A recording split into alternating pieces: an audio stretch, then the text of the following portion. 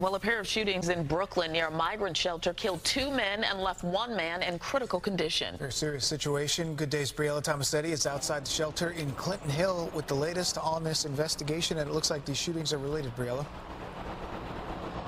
Yeah, Dan and Shani, good morning to both of you. Certainly a scary situation for anyone involved or anybody who witnessed this. According to the Brooklyn Reader, this migrant shelter adjacent to us opened back in April and has the capacity to house as many as 765 adult migrants. This morning, though, it is the focus of a shooting investigation and still very much an active crime scene.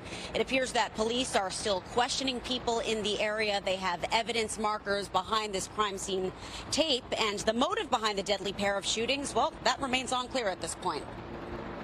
2 people are dead and another critically injured in a pair of shootings at a park and a migrant shelter in Brooklyn. The first happened just before 10:45 last night at Steuben Playground, located at the intersection of Flushing Avenue and Steuben Street. When cops arrived on scene, they found a man in his 30s who was shot in the chest. He was rushed to Methodist Hospital, where he died from his injuries. Gunfire rang out again less than 10 minutes later, only a few blocks away. According to police, the second shooting happened outside a migrant shelter on Ryerson Street. They say a man in his 40s was shot in the head and pronounced dead at the hospital. Another man in his 30s was shot multiple times in the body. Investigators tell us he's in stable condition. Police believe the 2 shootings are related. They had no immediate description of any suspects, but this video shows officers surrounding a man on the ground who appears to be injured. Investigators did say they're looking into whether a scooter-riding gunman was struck by a car while taking off near Taft Place and Park Avenue. And this is an everyday thing. I get off this same time every night from work and walk through the same path, and it's like this from daytime to nighttime.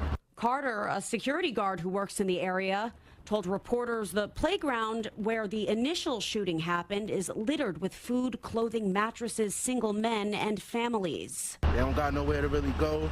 I don't know if the shelter's overpacked because everywhere is crowded out here. According to the latest NYPD crime statistics, shooting incidents decreased in the 88th precinct year to date from 6 to 2.